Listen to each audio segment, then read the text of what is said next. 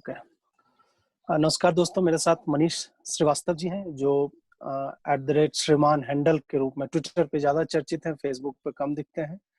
और उन्होंने उनकी दूसरी किताब आ रही है मैं मुन्ना हूँ करके, और इस किताब के विषय के बारे में विस्तृत रूप से हम लोग बात करेंगे आगे। उससे पहले ये बता दूं कि इनकी एक और किताब आ चुकी है, रूही एक पहेली करके। वो भी किताब अच्छी है। पहली किताब थी मार्केटिंग का, शायद मार्केटिंग में होने के बावजूद जो है इन्होंने अपनी किताब की उस तरह से मार्केटिंग की नहीं, तो बहुत लोगों को पता नहीं है। लेकिन बाद में शायद इसी वीडियो के एंड में हम डाल देंगे उसके लिंक्स और डिस्क्रिप्शन, ताकि आप उन्हें भी जाके खरीद सके, उन्हें भी पढ़ने की कोशिश करें और उसके बाद फीडबैक अपना देते रहें। मैं मुन्ना हूँ किताब का ड्राफ्ट मैंने काफी समय पहले पढ़ा था, मुझे लग रहा है 6 महीने पहले मैंने पढ़ा था। और जो विषय है इस पुस्तक का, उस पे बहुत लोग उसे टच करने से डरते हैं, जबकि ये विषय इतना रैम्पेंट है कि अगर आप किसी भी बच्चे से, खास करके अगर लड़की है वो, खैर यौन शोषण जो है वो जेंडर स्पेसिफिक अब रहा नहीं, लड़कों के भी साथ होता है। दुर्भाग्य से आप मिलेंगे, लड़कियों के साथ ज्यादा होता है। जिस भी लड़की से आप मिलेंगे पता चलेगा कि उनके साथ परिवार में ही बचपन में मतलब उन्हें गलत तरह से छूने, एक्सप्लॉइट करने, कुछ ऐसे मित्र हैं जो टीनेज में भी जो है अपने फैमिली मेंबर्स से एक्सप्लॉइट होते हैं। ये मुद्दा इतना ज्यादा संवेदनशील है, और अगर आपके साथ ऐसा हुआ हो तो आपको ये निःशब्द कर देगा। जब भी इस तरह की चीजें आपके सामने आती हैं, मैंने भी कभी इन मुद्दों पे कभी कभी टच किया, अपने बहुत ही क्लोज फ्रेंड्स के साथ शेयर किया है कि इस तरह की बातें मेरे भी साथ हुई है बचपन में अपने। बहुत मैं मुझे लगता है 6-7 साल का रहा होऊंगा उस वक्त, जो है मेरे भी साथ इस तरह की घटनाएं हुई। उस पर विस्तार में मैं जाना नहीं चाहूंगा, क्योंकि बहुत ही बुरी यादें जो है निकल के आती है, और आपके मन में वैसे व्यक्तियों के प्रति जो है गुस्सा कह लीजिए, क्रोध, और कुछ न कर पाने का। उस समय मैं कुछ नहीं कर पाया, और अभी जो है मतलब ये कह सकते हैं आप कि समय इतना बीत चुका है कि मैं कुछ करूं ना करूं कुछ फर्क नहीं पड़ता। हो सकता है आगे मैं कभी विस्तार से इस पे बात करूंगा, चर्चा करूंगा, हो सकता है मेरी किसी पुस्तक का वो विषय ही बन जाए। तो मनीष जी, किताब के बारे में तो हम बात करेंगे, और सबसे पहले तो ये बताइए कि how is lockdown treating you. Lockdown में मैं तो मजे कर रहा हूँ। आपने देखा होगा कि मैं 1 महीने से तो उत्तराखंड की वादियों में हूँ। आपका कैसे बीत रहा है? अगर मुझसे कोई अजीत भाई, सबसे पहले थैंक यू वेरी मच। सबसे पहले शुक्रिया इस चीज़ के लिए कि हम लोग आज बैठ के बात कर रहे हैं। जी जी। हम लोगों ने इसके लिए काफ़ी समय से प्लान किया था, बट वो हो नहीं पाता था। जी चांस जी। की बात है कि अब हम लोगों को ऐसा मौका मिला है, और जिस विषय पे हम लोग आज बात करेंगे, वो दिल के मेरे बहुत करीब है। कारण वही है जो आपने बताया कि हम लोगों के साथ बचपन में कभी-कभी ऐसी दुर्घटनाएँ हो जाती हैं कि जो हम अपने अंदर रख के बैठ जाते हैं, और निकालने का कोई तरीका नहीं होता, क्योंकि आप किससे बात करेंगे। देखिए, आज बात-बात में आपने जैसे आपने बताया कि एक बचपन में एक बार आपके साथ हुआ था। मुझे याद है आप जो कह रहे हैं कि आप कभी लिखते नहीं हैं, आपने फ़ेसबुक पे इसके बारे में एक बहुत ही दर्दनाक पोस्ट लिखी थी, अगर आपको याद हो। एक आपकी पोस्ट है जो एक रेप के ऊपर आपने जी, लिखी थी, शायद और एक जी, लिखा। जी। तो वो पढ़ के मुझे बड़ा अचरज हुआ था कि इतना बेबाकी से कोई कैसे लिख सकता है। तो कुछ एक घटनाएँ जो होती हैं वो आपको लौट के अपने पास्ट में जाने के लिए मजबूर कर देती हैं, वो एक घटना थी। अब रही लॉकडाउन वाली बात, कोई अगर जैसे मैंने बताया कोई और पूछता तो मैं कहता मेरा लॉकडाउन तो बहुत अच्छा गुज़र रहा है। आपका देखने के बाद आपको याद है मैं हमेशा आपको बोलता रहता हूँ, मैसेज करता रहता हूँ, अजीत भाई ये गलत है। हाँ, क्या आप आइए। जी, अब वो देखिए कब मौका हम्म, मिलेगा। मैं तो उत्तराखंड को बहुत पसंद करता हूँ, और इस साल कोशिश भी थी कि मैं वहाँ पर जाके पंच केदार वगैरह जाऊँ, बट शायद वहाँ हम्म, जाने का यही है, पहाड़ जब तक आपको बुलाएँगे नहीं, आप जा नहीं सकते। ये रही है बात। तो आपका जैसा आपका मन रहा है, मैं उम्मीद करूँ कि सभी का मनेगा। कुछ दिनों बाद हम लोगों का भी बनेगा वैसे ही। जी जी। तो लॉकडाउन में आपने और मतलब इस बुक को लेके क्या बुक पे काम किया था, या बुक पे ऑलरेडी काम हो चुका था? मुझे लगता है ड्राफ्ट तो लिखा जा चुका है। लॉकडाउन में ज्यादा से ज्यादा अपने पब्लिशर्स के पीछे भागने वाली बात और इस तरह। एक बार मैं ये भी चाहूंगा कि मैंने तो अपने पब्लिशर से, मेरा तो टंटा हो चुका है, मैंने बहुतों को बुरी तरह से मतलब लताड़ा है, मेरे जी। जो एक्सपीरियंसेस रहे हैं। मैं चाहूंगा कि आप भी अपना अनुभव जो है इस किताब को लेके अपना जी। अनुभव शेयर कीजिए कि जी। पब्लिकेशन में आपको क्या समस्याएं आई। नहीं, पब्लिकेशन में समस्या केवल उन्हीं लोगों को आती है कि जो लोग नए हैं, जैसे मैं हूँ। मुझे कोई हम्म नहीं जानता, मुझे अपना काम सब कुछ अपने आप ही करना पड़ता है, भागना पड़ता है, लोगों को समझाना पड़ता है और फिर इंतज़ार करना पड़ता है। तो हम्म बेहतर यही होता है कि हम लोग सिर्फ़ फिर सेल्फ पब्लिकेशन के लिए जुट जाते हैं। सेल्फ पब्लिकेशन में क्या होता है कि उसमें भी आपको कुछ नहीं पता, वो कहते कुछ है, होता कुछ है।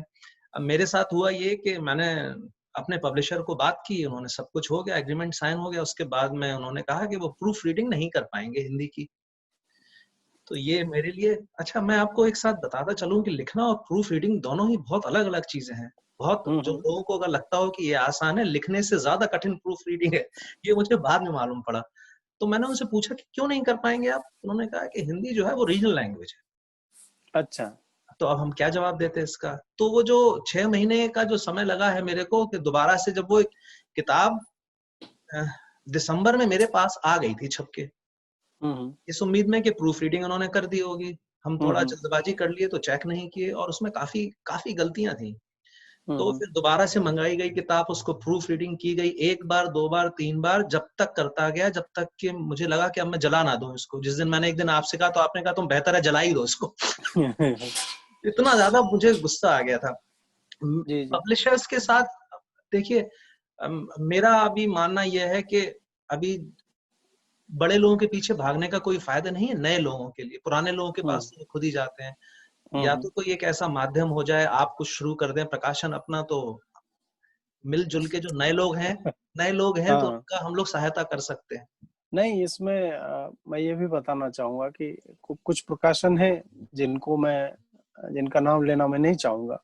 जी, उन्होंने शुरू इसी चीज से की थी कि वो नए लोगों को सपोर्ट करेंगे, जी, लेकिन the moment you get some kind of acceptance और the money that starts to flow in, या फिर आप अपना कुछ लेखकों के साथ जो है वो पीठ खुजाने वाली नीति अपना लेते हैं, फिर जी, जो है आप एक पब्लिशर की जगह जो आप ज्ञानी बनने लगते हैं कि नहीं नहीं इसमें कथा रस जो है, जीत जी आपकी किताब घर वापसी में, वो कथा रस नहीं है, इसमें जो है आप थोड़ा सा और ये डालिए वो डालिए, जबकि पब्लिशर का वो काम नहीं होता है। नहीं होता। पब्लिशर का काम होता है कि is the book well structured, उसमें आपको वो शब्द बदलने बोल सकते हैं, जी, कथानक बदलने नहीं, वो नहीं बोल वो सकते। आपको बेटर करने के लिए, वो भी जी, पब्लिशर नहीं बोलता है, जी, पब्लिकेशन का एडिटर बोलता है। जी, यहाँ क्या हुआ है कि एक ही पब्लिशर खुद ग्राफिक डिजाइनर भी है। मेरी किताबें आप देखिएगा, सबका कवर जो है मैंने खुद डिजाइन करवा के, मेरा जी, मित्र है जी, एक तहसीन, वो जी, कवर डिजाइन करता है, उसी से करवा के देता हूँ, मतलब क्योंकि मुझे संतुष्टि नहीं होती है, जी, थोड़ा कंट्रोल फ्रीक आप कह सकते हैं नेचर।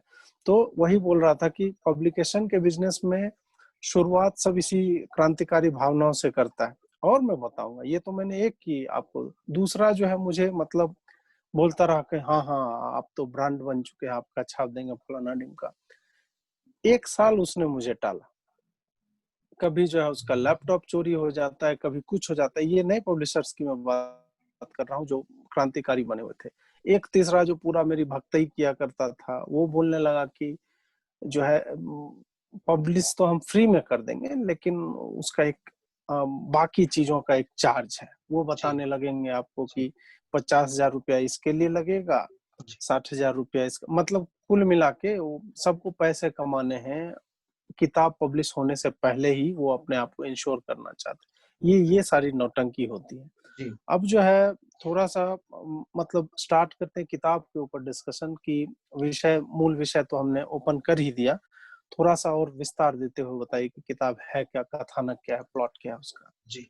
देखिए, हम जब लोग अभी लोग बाग पूछ रहे हैं कि सबको अब ये तो समझ में आ गया अजीत भाई कि ये चाइल्ड अब्यूज़ के ऊपर है, बाल यौन शोषण के ऊपर है। हम्म हम्म बट ये ऐसा नहीं है कि उसमें बस बाल यौन शोषण है, उसका कैसे हम्म होता है, क्या नहीं होना हम्म चाहिए, तो वो लिखने से, निबंध लिखने से मैंने बचने की कोशिश की है। क्योंकि मैंने आज हम्म तक देखा यही था कि जब इस तरह के जो भी विषय होते हैं, केवल यही नहीं है, आप बलात्कार देख लीजिए या फिर आप महिलाओं के साथ होने वाली और कोई समस्याएँ हैं, वो देख लीजिए हम्म या बच्चियों में जब जो उनको एक सेक्स एजुकेशन के नाम पर उनको आधा कच्चा ज्ञान दिया जाता है, उसके बारे में जानकारी देख लीजिए। वो एक निबंध होता है, उसको कोई पढ़ना नहीं चाहता। कौन पढ़ेगा? हम लोग स्कूल में पढ़ के सब बोर हो गए हैं, कोई नहीं पढ़ता। तो मैंने कोशिश की एक ताना बाना दूं। तो एक ये उसके नायक की यात्रा है, 5 साल से लेके 50 साल तक की, 45 साल तक की एक उसकी यात्रा है। तो एक जीवन यात्रा है, तो उसमें सब कुछ होगा। वो उसमें स्कूल भी जाएगा, स्कूल में उसकी शैतानियां भी होंगी, अपने टीचर्स के साथ मार भी खाएगा, पड़ोस भी होगा उसका, उसकी नौकरी भी लगेगी, उसको प्रेम भी होगा, 1 बार भी होगा, 2 बार भी होगा, हो सकता है 4 बार भी हो। तो एक नायक है, बट बीच-बीच में यही जो उसके साथ बचपन की घटनाएं हैं, वो उसको हॉन्ट करती हैं। तो वो सीधे रास्ते से जाते-जाते फिर गिर जाता है, फिर उठता है। अब इसमें एक अच्छी सी चीज करने की कोशिश ये की गई है कि मैंने एक काल्पनिक चरित्र को एक लेने की कोशिश की है, जो उसका साथ देता है ऐसे समय में, जब वो हारा हुआ अपने आप को महसूस कर रहा है। क्योंकि एक चरित्र के सहारे आप उसको समझ सकते हैं कि वो एक विश्वास है जो मैंने देने की कोशिश की है नायक को, कि वो एक विश्वास अगर उसके अंदर है तो वो इन सब चीजों से जी सकता है। अंत में जाके विजयी तो होना ही है उसको। हमारी कहानियों की तो एक खास बात यही है कि हमारे कहानियों के अंत में नायक जीतता है। और किताब तो मतलब आ गई है, लोग पढ़ना शुरू कर चुके हैं, डिस्ट्रीब्यूशन हो रहा है, ट्विटर पे भी काफी चर्चा हो रही है। इस सब के दौरान इसका रिसेप्शन कैसा रहा? मतलब सबसे अच्छी बात आपको जो है इस पूरे दौर में क्या लगी? कुछ ने आलोचना की होगी, कुछ ने प्रशंसा के शब्द बोले होंगे। जी, देखिए, आलोचना मैं बहुत खुश होने लगूंगा अजीत भाई जिस दिन आलोचना होने लगी, क्योंकि उसका मतलब हुआ कि हम प्रसिद्ध होना शुरू हो गए हैं। तो आलोचना तो अभी हमारी होने वाली नहीं है। अच्छा। तो ये तो अच्छी बात है। पढ़ने वाले वही लोग हैं जिनको हम धक्का देके पढ़वा रहे हैं शुरुआत में। कुछ मित्र बनी जाते हैं हम लोग जब सोशल मीडिया पर रहते हैं, तो भले ही आप लोगों से ना मिले, आपके मित्र बन जाते हैं और वो आपको पढ़ते पढ़ते उम्मीद करने लगते हैं। तो फिलहाल तो प्रशंसा ही होगी, मुझे मालूम है। हाँ, अगली बार कुछ काम होगा तो उसमें आलोचना होगी, पर इन सब कहने के बावजूद भी इनसे मुझे फर्क पड़ने वाला नहीं है। मैं अपने दोस्तों को भी बोलता हूँ कि आप इसके लिए मत लिखिए कि लोग आपको पसंद करेंगे या ना पसंद। आपने भी अजीत भाई जब लिखना शुरू किया था तो आप बेबाक लिखते थे, आपको इससे मतलब नहीं होता था फेसबुक पे कि वो कितने क्या शेयर्स हो रहे हैं, कमेंट हो रहे हैं। मुझे आज भी नहीं है। कुछ लोग तो वही देख के उनकी जिंदगी ऊपर से नीचे रात तक ऐसे ही चलती है, इतने लाइक, इतने आरटी, इतने कमेंट्स वगैरह हो गए, तो फिर आपका लिखने का औचित्य तो खत्म हो गया। लिखना हम लोगों ने जब शुरू किया था क्योंकि हम कुछ बोल नहीं पाते थे, हमको अपनी जिंदगी कुछ बात कहनी थी, रखनी थी, कोई सुनता नहीं था, तो हम लोगों ने लिखना शुरू कर दिया। जहां तक रही अच्छी वाली बात अजीत भाई, एक मुझे बड़ा अच्छा लगा है कि जिस दिन ये पहला इंटरव्यू हुआ है जो मैंने दिया था सोशल अम्ब्रेला के साथ, उस दिन रात को मुझे काफी डीएम आए और मुझे लोगों ने फोन भी किया। वो उन्होंने कहा कि आपको सुनकर अभी हमको लग रहा है कि हमको भी कुछ बोलने की जरूरत है। तो हम लोगों ने क्या किया है कि ऐसी बात करके मैं इस किताब से ज्यादा इस विषय के बारे में बात करना इसलिए पसंद कर रहा हूँ कि और भी लोग सामने आएंगे और बोलने से ही निकलेगा अजीत भाई, अंदर का जो दबा हुआ है वो तभी निकलेगा जब आप बोलेंगे। तो ये इसमें मैं भी वही सोचता हूँ। देखिए, बोलने से वो आदमी अरेस्ट नहीं होने वाला है, क्योंकि आप प्रूव नहीं कर पाएंगे कोर्ट में। बात ये होता है कि वो जो जमा हुआ रहता है आपकी छाती में, जो वो मवाद की तरह वो जो हॉन्टिंग आप बता रहे हैं, जो मुन्ना का कान्हा और ये शेयर करता रहता है अपना, तो वो हॉन्टिंग जो है ना, वो एक पेन जो है जिसमें आपका कोई दोष नहीं था। और समाज इस तरह से स्ट्रक्चर्ड है इन विषयों को लेके, खास करके लड़की जब उसमें इन्वॉल्व हो। लड़का फिर भी चूंकि कंडीशनिंग इस तरह की होती है कि हम लोग थोड़े स्ट्रांग टाइप के अपने आप को मानने लगते हैं। होती लड़कियां ही ज्यादा स्ट्रांग है, लेकिन लड़कों को ज्यादा माना जाता है। तो उसके बाद कहीं ना कहीं वो जो हमारे सबकॉन्शियस से होते हुए अनकॉन्शियस तक हो सकता है एकदम दब के खत्म हो जाए, कुछ लोग भूल भी जाते हैं। इसको जब हम शेयर करने लगते हैं, जब बात इस पे होने लगती है, तब वही एक लिबरेशन जो है आप महसूस करते हैं, वही होता है। उसका फायदा और कुछ नहीं होता है। ऐसा नहीं है कि जिसने आपका बचपन में शोषण किया है उसको कोई रेट्रिब्यूशन मिल जाएगा, कोई पनिशमेंट मिल जाएगा, नहीं। क्योंकि लड़कियों के साथ और समस्या होती है। लड़कियों की माएँ या वो नॉर्मली माँ से ही बोलेगी, बाप और भाई से बोलती भी नहीं है। और मैंने बताया कि मैं आज तक एक ऐसी लड़की से नहीं मिला हूँ जो मेरी फ्रेंड रही हो, गर्लफ्रेंड रही हो, जो इस विषय का शिकार ना हुई हो और उसने शेयर ना किया हो। और उसमें से कईयों ने बोला कि जब हम अपनी माँ को बताते हैं, दे नो, क्योंकि वो भी तो उसी समाज का हिस्सा, उनके साथ भी हो सकता है बचपन में हुआ जी हो। जी they have gone through this whole process of molestation कह लीजिए, एक्सप्लॉयटेशन कह लीजिए, रेप कह लीजिए, फैमिली में होता है। स्टिल वो जो है, वो जो इज्जत का कॉन्सेप्ट है हमारे यहाँ कि जो पीड़िता है उसी की इज्जत जा रही है, जो जो उसका मौसा हो, चाचा हो, अपना भाई हो, कई केसेस में अपने बाप, ये सब जो उसके साथ करते हैं, वो जो है दे गो स्कॉट फ्री। उनका जी उसी घर में आना जाना बना रहता है, वो आते जाते हैं। आपकी ही माँ, जिससे आपने ओपन अप होके पूरी बात बताई है कि मेरे साथ ये हमको ऐसे गलत तरीके से छूता है, मोलेस्ट करता है, आपकी माँ उसको चाय भी पिला रही है, पानी भी पिला रही है, काहे भाई? तो अरे मतलब मत भूलो, कोई बात नहीं, अरे बोलने से तुम्हारी मना ही नहीं गलती होगी, हाँ तुम्हारी किया। ही गलती होगी। एग्जैक्टली। माँ जो है इस तरह के भी स्टैंड लेती है। और बहुत बड़ा उदाहरण मैं देना चाहूंगा एलन डिजेनरस का, जो यूएस की बहुत बड़ी, वो गे हैं, सेंटर गे राइट्स एक्टिविस्ट हैं और टेलीविजन की बहुत बड़ी पर्सनालिटी हैं। पर्सनालिटी है। 20 एक पीपल्स चॉइस अवार्ड्स उनको मिल चुके हैं, एमी भी मिल चुका है। वो बताती है, उसने अभी मतलब डेविड लेटरमैन एक है, तो उनके साथ जी एक शो इंटरव्यू। आता है नेटफ्लिक्स पे। उस इंटरव्यू में उन्होंने पहली बार बताया कि उनका फादर जो था, मतलब सौतेला बाप, वो जो एक्सप्लॉइट करता था, और उन्होंने अपनी माँ को बताया भी, but her mother kept on staying with that monster, और बेटी का पक्ष कभी नहीं लिया। तो जब ऐसे लोगों को इतना समय लग जाता है बताने में, और हर सोसाइटी में irrespective of what culture you belong to, ये होता ही रहता है। तो जब तक कोई बोलना शुरू नहीं करेगा, और जैसे मी टू वाला आया था, मी टू वाला मसला मतलब वो थोड़ा सा डाइसी है। डाइसी इन द सेंस कि, खैर हम लोग थोड़ा सा डाइग्रेस कर रहे हैं इस पे, फिर भी टच करना जरूरी है। डाइसी इन द सेंस कि जब आप अपने बॉडी को as a transactional currency use करते हैं, then you should have no, मतलब you have no rights to speak about, मतलब मी टू ट्रू। में। इससे क्या होता है कि जो एक्चुअल में है, वो लोग जिनका करियर आगे बढ़ा ही नहीं, उनकी वॉइस जो है गायब हो जाती है।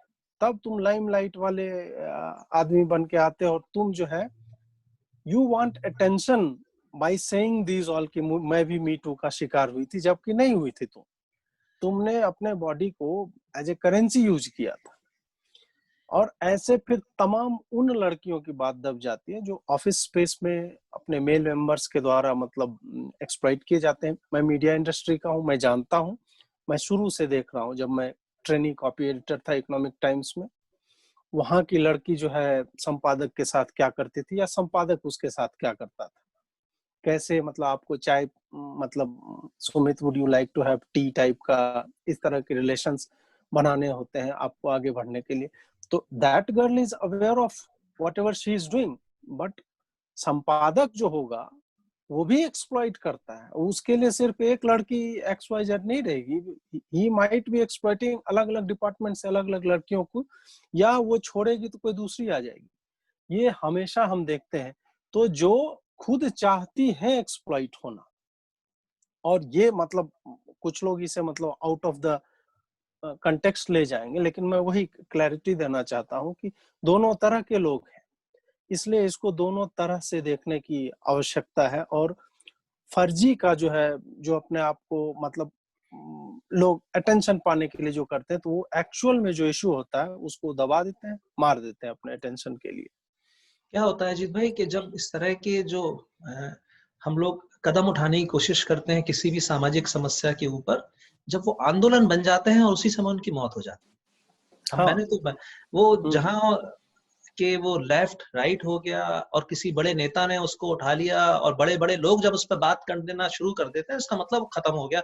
अब उसके बारे में बातचीत नहीं हो सकती, उसके बारे में सिर्फ नफा नुकसान सोचा जाता है। और आप जब बात कर रहे थे कि ये जो बाप उनका कर रहा था या उनका मौसा था या फूफा था या पीड़ित की आप बात कर रहे थे कि केवल पीड़ित को ही समझाया जाता है। मैं आपके माध्यम से यही कहना चाहूंगा कि केवल हम लोग यही गलती कर रहे हैं कि हम पीड़ित की बात कर रहे हैं। हमको अब पीड़ा देने वाले से बात करनी है। हम बच्चों को ही समझाने की कोशिश क्यों कर रहे हैं? हमेशा से हम स्कूलों में जाते हैं, क्यों जाते हैं? हम स्कूलों में बच्चों से ही बात करते हैं, हम टीचर से बात क्यों नहीं करते? हम अपने घर में बच्चों को, छोटे बच्चों को क्यों समझाते हैं? हम अगर घर में जॉइंट फैमिली है और एक चाचा रह रहे हैं या फूफा रह रहे हैं या मामा रह रहे हैं, कोई भी रह रहे हैं या बुआ रह रही है, हम उनको क्यों नहीं कहते हैं? उनको भी तो उतना ही जरूरत है, वो भी तो बीमार है। एक्चुअल में देखा जाए तो अजीत बीमार है, वही तो बीमार, वो बीमार है ऑब्वियसली जी। अब इसमें एक और बुक को लेके होता है कि खास करके सोशल मीडिया के दौर में, पहले तो ये सब नहीं हुआ करता था क्योंकि संवाद हमेशा एक तरफा होता था। किताब आपने छाप दी, ज्यादा से ज्यादा आपके पास जो चिट्ठियां पहुंचेंगी जी। आलोचना का कितना डर रहता है आपको कि कोई उल्टी सीधी बात कर देगा? जैसे यही बहुत एक टची टाइप का सब्जेक्ट है, आपको कोई बोल देगा कि नहीं तुमको ट्रीट करने नहीं आता है, तुम क्या जानते हो इसके बारे में, तुम क्या साइकोलॉजिस्ट हो? ये भी बेहूदगी लोग करते हैं। मैंने एक बार मतलब पीरियड्स के ऊपर लिखा था जी। कि कैसे जो है इंस्टाग्राम पे जो है वो चादर पे दाग लगा हुआ उसका फोटो शेयर कर रहे हैं, और उसमें मेरा तर्क ये था कि तुम जो है इंस्टाग्राम वाला जनरेशन, और ये मैं 5-7 साल पहले की बात कर रहा हूँ, अभी तो इंस्टाग्राम आप कह सकते हैं कि गांव में भी पहुंच गया, उस टाइम नहीं था जी। मैंने बोला कि तुमको जो पढ़ता है जी, वो ऑलरेडी वेल ऑफ फैमिली से है, उसको पैड्स का एक्सेस है, तुम किसके लिए ये मुहिम चला? तुमको एक्चुअल में करना है तो अंशु गुप्ता की संस्था है गूंज, उसका काम जाके देखो, वहां वॉलंटियर करो अपने आप को, जो 1 रुपए में पैड्स जो है गांव की बच्चियों को प्रोवाइड करा। मुझे क्या बोला एक लड़की ने पता है, do you get periods, you have no right to talk on periods. इस तरह की बातें। तो वही आपको कोई कह देगा कि तुम क्या साइकोलॉजिस्ट हो? मतलब जो आदमी खुद उस पीड़ा से गुजरा है उसको भी बात करने का हक नहीं, तुम्हारे पास डिग्री होनी चाहिए। देखिए कुछ लोग तो कहेंगे ही कहेंगे, उनका तो काम ही है कहना। ये तो हमारे पुराने गीतकार कह ही गए हैं कि उनको तो कुछ ना कुछ कहना ही है। हाँ, लोग आलोचना करेंगे और बिल्कुल साफ शुद्ध भाषा में करेंगे। ये भी कहेंगे कि आपको इतना कैसे पता है, आपके साथ हुआ है? तो उनका मुंह बंद करने का तरीका यही है जो मैं शुरू से करता आया हूँ। जैसे कि जब मैं यहाँ आया था बाहर इंडिया से निकल के, तो सबसे पहले परिवार वालों का, जिनसे आप हमेशा बात नहीं कर पाते, कहते अब तो तुम बड़े आदमी हो गए हो। तो इसका सबसे अच्छा जवाब ये होता है, जब आपके दोस्त या परिवारजन मजाक करते हैं कि बड़े आदमी हो गए, तो कहिए हाँ हो गए हैं। तो वार्तालाप वहीं खत्म हो जाता है, जहां आपने सॉरी फिगर बनने की कोशिश की और आपको दूसरा जवाब देना पड़ा। उस किताब के बारे में अगर कोई पॉजिटिव आलोचना आती है तो मैं हमेशा उसका जवाब दूंगा। कोई मस्खरापन करता है तो मैं उसका जवाब उस तरह से दूंगा, क्योंकि मेरे हिसाब से ये मैंने जो विषय लिया है बहुत ही संजीदा विषय लिया है, और उसके बारे में मैं कोई भी सतहीपन अच्छा नहीं लगेगा। तो और अब आपको वैसे ही पता है कि मैं ज्यादातर लोगों से, ऐसे लोगों से उलझता ही नहीं हूँ, ना वो मेरी मित्र सूची में है कि वो जो मैं इस तरह से बात करेंगे। मैं तो जगत भैया बन गया हूँ, तो भैया ही भैया करके चलता रहता है मेरा। उनके लिए आप क्या कहना चाहेंगे? जैसे अभी हम बात कर रहे थे कि आपने बोला कि उन चाचाओं को, फूफाओं को, बुआ है, मौसा है, भाई है, जो भी है, वो एक बीमारी से ग्रस्त है। उनके लिए क्या कहना चाहेंगे जो मुन्ना की उम्र का है जी? उसको आप मतलब कैसे, मतलब इस विषय के बारे में अगर समझाना हो, या अभी आप पूरी मतलब एक लाइफ आपकी आधी लाइफ तो गुजर गई है शायद, आधी से ज्यादा, अगर हम 60-70 साल मान के चले कि एवरेज उम्र होती है जी। तो आप इसी विषय को एज एन आउटसाइडर उस सरकमफरेंस से, उस दायरे से बाहर आके उसी विषय को अपने आप को जब आप देखते हैं उस स्थिति में, तो आप कैसे मतलब इसको टैकल करना चाहेंगे? क्या क्या संदेश देना चाहेंगे? मेरी इस किताब से सबसे ज्यादा उम्मीद यह है कि इसको बच्चे तो शायद नहीं पढ़ेंगे, माँ बाप जरूर पढ़ने वाले होंगे, या वो लोग पढ़ेंगे जो उस उम्र में है, जो ये काम कर सकते हैं। उनके साथ हुआ होगा वो बात अलग है, बट वो जो करने के लिए शायद उन्होंने कभी कोशिश की होगी, मौका नहीं मिला होगा, सभी तरह के होंगे। अगर उनको मैं कोई ये संदेशा दे पाया कि ये करने से उस उस इंसान की क्या मनस्थिति होती है जिसके साथ ये हुआ है, तो मेरा काम सफल हो जाएगा। जो बच्चे हैं, जो उनके लिए मेरा बस यही है कि माँ-बाप को स्पेशली, अगर उनके घर में इस तरह के बच्चे हैं जो इस उम्र में हैं, 5 साल से लेके 12 साल, 13 साल के बच्चे जो हैं, जिनके साथ ज़्यादातर होता है। अब देखिए कुछ एक केसेज़ में देखा गया है कि वो नवजात शिशुओं के साथ भी हो रहा है, पर वो तो वहशी लोग हैं, उनका उनका कोई इलाज नहीं है देखिए। उनके बारे में कोई कोई ना तो बात कुछ काम में आएगी, ना कोई दंड काम में आएँगे। बात करना बहुत ज़रूरी है माँ-बाप का बच्चों के साथ, शिक्षकों का अपने छात्रों के साथ। आप किसी घर में जा रहे हो, परिवार में आप कोई ऐसा परिवार हो जहाँ छोटे बच्चे हों और आप उनके साथ घुले-मिले हों, अगर वो आपको भैया कहते हों या मामा बोलते हों, आपका फर्ज बनता है कि आप उनको समझाइए कि बोलना, बातचीत करके बताना बहुत ज़रूरी है अगर उनके साथ कभी कुछ हुआ है। उनके शारीरिक अंगों को किसी ने छूने की कोशिश की है, उनके साथ बदतमीज़ी करने की कोशिश की है, बहलाने-फुसलाने की कोशिश की है, तो उनको बताना पड़ेगा ये केवल बहलाना-फुसलाना, इसको अलग तरीके से ना लें, ये एक दूसरी दिशा में भी जा सकता है। उनको गुड टच, बैड टच के बारे में बताने की ज़रूरत है कि ये होता है। कई बार देखिए अजीत भाई, मालूम ही नहीं पड़ता कि उनके साथ कुछ हुआ है। जब आपको यही नहीं ये पता कि ये गलत है, तो कैसे मालूम पड़ेगा आपको? ये 10 साल बाद आप किसी के बारे में पढ़ेंगे या कोई शेयर करेगा, तब आपको हिट करता है, अरे मेरे भी साथ तो वो टीचर जहाँ मैं ट्यूशन पढ़ने जाता या जाती थी, तो मेरे साथ वो इसी तरह से पेश आता था। Then you will start to make sense of things कि अच्छा ये कर रहा था वो मेरे साथ। मेरे एक दोस्त हैं, उनकी जो वाइफ है, उन्होंने जब किताब के बारे में बातचीत चल रही थी, तब वो बड़ा परेशान हो गई। वो कुछ दिनों तक बड़ी परेशान रही। उनको जब ड्राफ्ट पढ़ने को मिला था, तो मैंने उनसे पूछा हुआ क्या है? बोली, मैं बड़ी भौचक्की सी हूँ कि मेरे साथ बचपन में हो क्या रहा था। आप विश्वास करेंगे कि मेरे साथ हो क्या रहा था?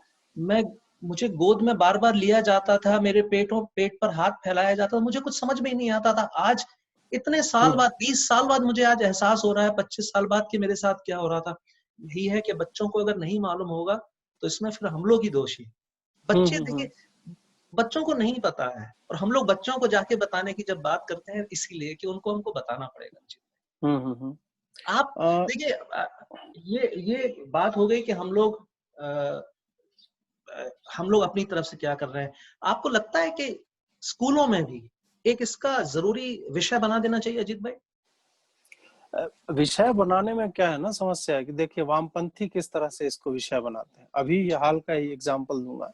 वो जो है बच्चों को ये जो इस तरह का सेक्स एजुकेशन के नाम पे जी, वो उनको LGBTQ और जेंडर फ्लूइडिटी और इस तरह की बातें बताते हुए उन्हें आप जितना विकृत तरह से इसको दर्शा सकते हैं इस विषय को, उतना वो कर रहे थे कि बच्चे में लस्ट की भावना जो है क्रिएट हो, उसका बचपन आप वहां से छीनना चाह रहे हैं। जब जब इस तरह से वामपंथी जब देगा, क्योंकि उसका पर्पस सोसाइटी के ताने बाने को छिन्न भिन्न करना है। जो फ्री सेक्स जैसे चीजों में यकीन करता है, हाँ अपनी बेटी ना करे तो बेहतर है, दूसरे की बेटियां करे, दूसरे के बच्चे लड़के जो है करें, तब वो मतलब इस पर पुतिन का मुझे स्टेटमेंट बड़ा अच्छा लगता है। उसने बोला कि आई एम नॉट अगेंस्ट गे और बाइसेक्सुअल और ट्रांसजेंडर या जो भी है, ये जो जेंडर का कॉन्सेप्ट, ये जो सिखाने वाले आते हैं बच्चों को मत सिखाओ, let them figure it out. वो 18 साल के बाद वो खुद सोचेंगे वो क्या है नहीं है, तुम उनको उस तरफ पुश मत करो। कई बार क्या होता है कि हंसी मजाक में, अब जैसा मेरा फेवरेट कलर है पर्पल, मेरे हाथ वाथ बहुत सॉफ्ट है।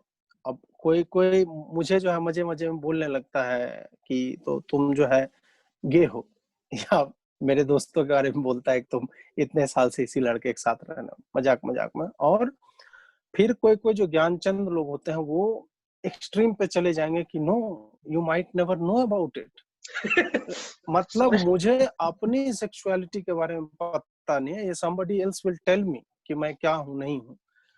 इस तरह के स्टूपिड लोग होते हैं, और जब ये स्कूल्स में एंटर करते हैं तो उनका यही होता है कि दे विल सबसे पहले वो आप ही को बता देंगे कि तुम्हें पता ही नहीं है कि तुम कौन हो क्या हो।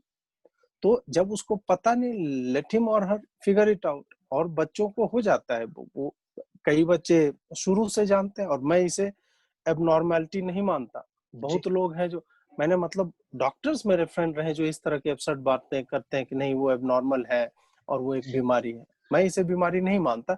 तो उसी तरह जब हम बच्चों से संवाद स्थापित करने की बात करते हैं, स्कूल के जी, करिकुलम में बोलते हैं, जी, it has to be designed with respect to the social values, जी, cultural values that we have। और कल्चरल वैल्यू कहने से ये मतलब नहीं है कि हम जो है जो ये जेंडर फ्लूइडिटी और ये सब बातें होती है, हमारे यहाँ तो किन्नर जो है ही आपके शास्त्रों में है। जी, कभी उसको हे दृष्टि से देखा ही नहीं गया। जी, शिखंडी कौन था? जी, कई और पुराणों में भी आपको मिल जाएंगे इस तरह के पात्र जो है। जी, बौने, जो जी, जिसको सोशली आप नेग्लेक्ट करते हैं, वराह मिहिर जी, बौना था वो। जी, उसी तरह का वामन देवता है हमारे, बौना है। मतलब हर एक तरह के कैरेक्टर आपको मिल जाएंगे जो हमारे पुराण हैं या हमारे धार्मिक ग्रंथ जो है उसमें उन सब को नेचुरली एक्सेप्ट किया गया, उनको सिंगल आउट नहीं किया गया। वो जी, इतना सिंपल तरीके से, एकदम सटल तरीके से उसमें है कि आपको कभी एहसास ही नहीं होगा कि शिखंडी ट्रांसजेंडर था, लेकिन वो महारथी था।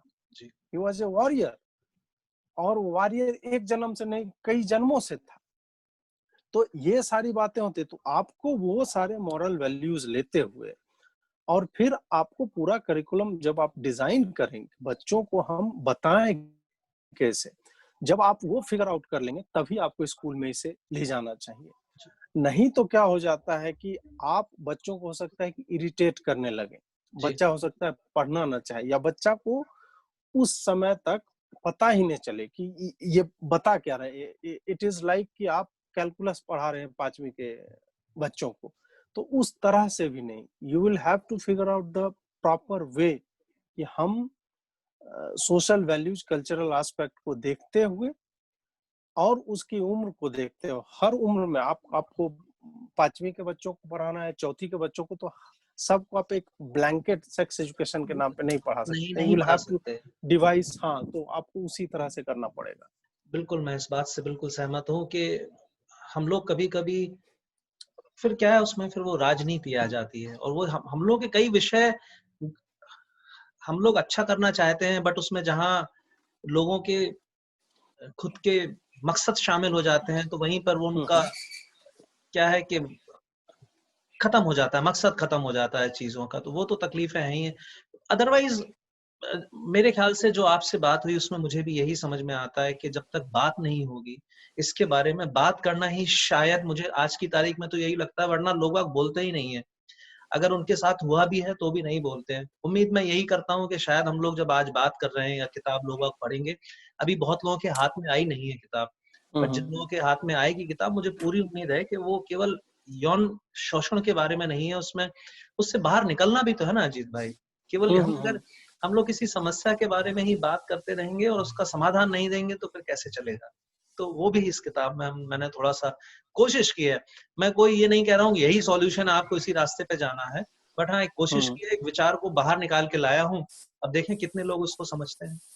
हम्म। जी, ये तो इंटरव्यू का मेरा वाला हिस्सा है, जो जी, कि मेरी तरफ से तो खत्म हो जी। गया। अब आपके कुछ सवाल हैं तो आप मुझे पूछ सकते हैं। हाँ, मैं आपसे यही बस मेरा आपसे यही जानना था कि इस विषय को अ, आपके द्वारा मैं ये चाहूँगा कि इस विषय को हम लोग आज यहीं पर समाप्त ना कर दें। इस विषय को अगर किताब ये आज 1 साल भी हो जाए इसके बाद, बट ये किताब के बाद ये विषय को मर नहीं जाना चाहिए। कोशिश ये कीजिएगा अब कि इस विषय को हम लोग समय-समय पर उठाते रहें। आपने आज अगर मेरे साथ शुरुआत की है, तो आप किसी और चाइल्ड एक्टिविस्ट को लेकर आइएगा, अपने हम्म, पैनल पर लेके आइएगा, उनसे पूछिएगा, बात कीजिएगा। क्योंकि ये भी है कि ये क्षेत्रों में अलग-अलग तरीके से होता है। आप गाँव में देखेंगे तो उसके मायने अलग हैं, किसी हम्म, विशेष समाज में देखेंगे तो वहाँ अलग हैं। कुछ जगह तो इसको गलत माना ही नहीं जाता होगा। उनके लिए जो आपने कहा ना एब्नॉर्मल नहीं होगा ये, उनके लिए नॉर्मल होगा कि अरे ठीक है, क्या हो गया? चुप रहो, जाने दो। हम्म, इनको ये हम्म, सारी चीज़ों को उसको लेके रखना होगा। हम्म, ठीक है, धन्यवाद अजीत भाई, हम्म। आपसे दोबारा से फिर किसी दिन मुलाकात होगी, एक बार किताब आ जाने दीजिए। पर उसके पहले मैं एक ये जानना चाह रहा था कि आपकी घर वापसी दूसरी बार कब हो रही है अब? मेरी अब कुछ समय लगेगा। उस समय मैं इधर हूँ दिल्ली में, थोड़ा पोजीशन जो है गड़बड़ है, जी लेकिन अब होने वाला है, कुछ दिन में वापस जाऊंगा। और अगर आपका क्या कहते हैं प्रश्न का दूसरा सांकेतिक अगर ये प्रश्न है कि लेखन में अगर वापसी जी कब होगी, जी जी जी तो मेरा एक मजबूरी आप कह सकते हैं कि मेरा नेचर ऑफ द जॉब इस तरह का है कि मैं 50,000 शब्द एक किताब का लिख के बैठा हूँ डेली राइट्स के ऊपर, जी 50,000 वर्ड, और उसमें एक शब्द मैं जोड़ नहीं पाया, एक महीने से समय नहीं मिलता है। मतलब आप सो के उठते हैं और फिर जॉब है जॉब है जॉब, मतलब आप एक्चुअली इन्वॉल्व नहीं रहते हैं वो करने में, लेकिन मेंटली आपको वहां पे होना पड़ता है, आपको सोचना पड़ता है कहाँ क्या चल रहा है, उस पर 2 मिनट का वीडियो बना दो, इधर ये पोस्ट कर दो। तो वो जो है ना टिडबिट्स में 5 मिनट इधर देना है, 30 मिनट उधर देना है, वीडियो बनाना है तो उसके ऊपर मतलब सोच रहे हैं कि वीडियो किस तरह से स्ट्रक्चर करना है, फिर जी ये इतना ज्यादा हो जाता है कि आपको जो कंसंट्रेशन चाहिए, या तो आप अपनी लाइफस्टाइल बिगाड़ लें उसके चक्कर में, जी। जैसे कि 10-11 बजे तक ऑफिस का काम अगर निपट जाए, तब फिर आप 4 घंटा तक रात में लिखिए, जो मैं कर रहा था। नहीं तो 50,000 वर्ड ऐसे तो लिखे नहीं, नहीं गए। जब मैं रात को टोकता था आपको, जाग रहे हो अभी तक आप? हाँ हाँ, तो 3 बजे तक जगा हुआ हूँ, इस तरह की चीज। अभी मैं जहाँ पे हूँ वहाँ मैं बहुत जल्दी सो जाता हूँ, चलिए यहाँ तो तीन अच्छा। बार खाना। हाँ हाँ, तो यहाँ लाइफस्टाइल सुधर गई है कि 11-12 बजे तक जल्दी सोना तो वो भी नहीं कहा जाएगा, फिर भी हम लोग के हिसाब से सो ही जाते हैं। पर मैं तो वो देखते हैं। कहानीकार अजीत को तो बहुत मिस करता हूँ। ये ठीक है, आप ये जो कर रहे हैं, आप ये बहुत अच्छा काम कर रहे हैं। मुझे नहीं पता आप मिस करते हैं नहीं, बट मैं अंदर से मुझे लगता है मिस तो आप भी बहुत करते हैं। हाँ, ऑब्वियस सी बात है कि जो व्यक्ति फेसबुक पे ही लिख लिख के, और एक एक उसकी फॉलोइंग हो, गैदरिंग हो, बनी हो। वीडियो तो मैंने भी बनाना फेसबुक से ही शुरू किया था, जब जी लाइव होना कूल नहीं माना जाता था, मैं तब जी। से लाइव कर रहा हूँ। और जब पीछे वो महादेव की तस्वीर भी नहीं होती थी तब से। हाँ, तब से मैं मतलब अपने गांव में मच्छरदानी झूल रहा है उस पे मैं लाइव कर रहा हूँ। और तब से तो जाहिर सी बात है कि मैं तो अब नॉर्मल इश्यूज पे भी सिर्फ बोलता ही हूँ, लिखना तो बिल्कुल ही छूट गया है। मतलब लिखना होता है, अक्षर होता है, बोलना जो है मेरे जैसा आदमी जिस विषय मैं 10 मिनट में जो रिटर्न है स्पेल आउट करूँ 10 मिनट में खत्म कर दूंगा, उसे बोलने में अमूमन 30 मिनट लगते हैं। जी क्योंकि लेकिन उसका दूसरा एस्पेक्ट ये भी है कि लोग इसी कारण मुझे सुनना पसंद करते हैं, क्योंकि मैं ओवर सिंप्लीफिकेशन जिसको कहते हैं विषयों का वो कर देता हूँ। लेकिन हाँ, लिखना वीडियो तो सिर्फ मतलब इशू ऑफ द डे पे बनता है, लेकिन कई चीजें होती हैं जो आप वीडियो नहीं बना सकते हैं, जी उस पर लिखना चाहते हैं आप फेसबुक पे, लेकिन समय नहीं है आपके पास। जी। मतलब आपको लगेगा यार मतलब सोऊंगा कब, कुछ और कर रहा हूँ, कहीं और व्यस्त हूँ। तो ये है, या तो अब ये जॉब ही मैं छोड़ दूं, या फिर जो है लाइफस्टाइल चेंज करूँ। यही दोनों उपाय हैं, अदरवाइज मुझे जो है ये और कोई तरीका मुझे नहीं दिखता है कि लेखन में कैसे वापसी की जा सकती ये तो ये अच्छी खबर नहीं है कि अगर आपको जॉब छोड़ के लिखना पड़े। समय, हाँ मैं मानता हूँ, आप देखिए जिस क्षेत्र में है उसकी कोई समय सीमा नहीं होती है। आप है। 24 वही घंटे अगर मेन वही है। मेन मुझे अगर ये रहता कि हमारा ये टारगेट है 10 से 6 तुमको आना है ऑफिस में कर देना है, तो वो तो मैं निपटा देता। लेकिन यहाँ वो सवाल है नहीं, यहाँ शिफ्ट भले 1 बजे दिन से मेरी शुरू होती है, लेकिन मैं काम तो 8 बजे जब से जगता हूँ, पहला चीज ये है कि मुझे एनालिटिक्स देखना है, क्या चल रहा है, तो साइट देखता हूँ। आप अपने उनको, राहुल जी को एक सलाह दीजिए हमारी तरफ से। उनसे कहिए कि घंटे के हिसाब से आपको तनख्वाह दें, आप जैसे ना विदेशों में ना ना, होता है। तो वो इसके वो बारे में एक वो आंदोलन चलाया जा सकता है, भले ही आप दूसरों के लिए चलाएं, और वो सफल होगा तो आपके ऊपर भी लगेगा कि हम लोगों को जितने भी काम करने वाले हैं उनको घंटों के हिसाब से देना चाहिए।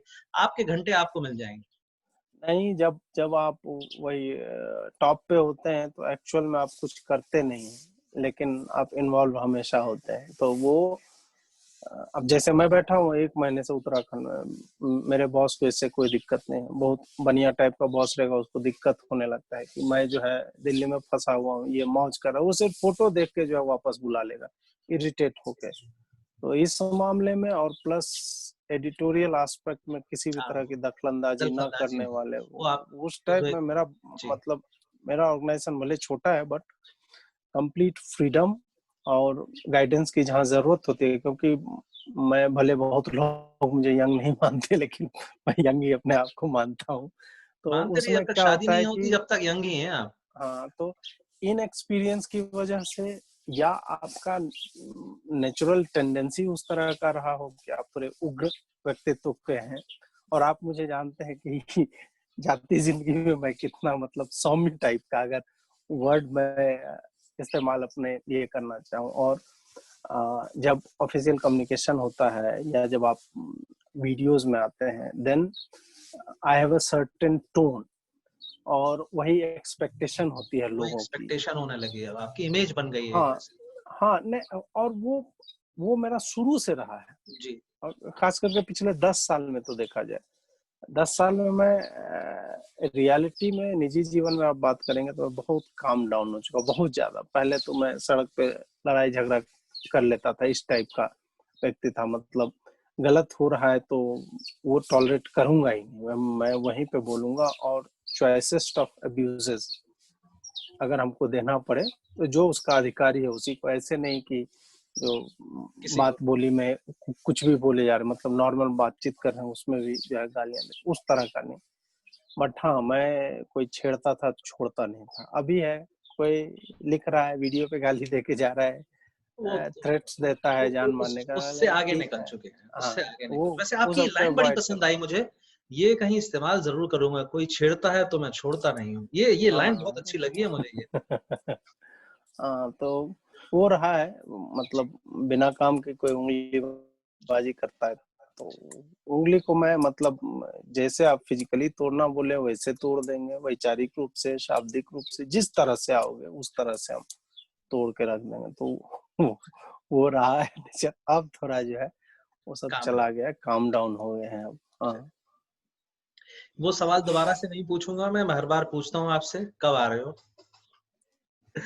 अब अब अभी अब देखिए कोविड चल रहा है, अभी तो मेरे पास बहाना है। कोविड नहीं चल रहा होता तो हो सकता मैं आ जाता, ठीक है, स्वागत आऊंगा रहेगा फिर आपका। आपके रिसोर्ट में ही रुकूंगा मैं, बिल्कुल आप आइए वहाँ पर। आपके निजी रिसोर्ट में, निजी जहाँ रिसॉर्ट निजी आप ऐसा स्विमिंग पूल बोल हो। के दुनिया को एक इतना बढ़िया संदेश दे रहे हैं आप कि जय हो। अच्छा ये वाला एडिट करना पड़ेगा फिर मुझे अब आखिरी वाला। ठीक है जीत भाई, थैंक यू वेरी मच जीत भाई, और देखते हैं इसके बारे में फिर हम लोग दोबारा कब बात। हाँ, हाँ, बिल्कुल बिल्कुल। थैंक यू अजीत, ठीक, thank you very thank you. Much. Okay.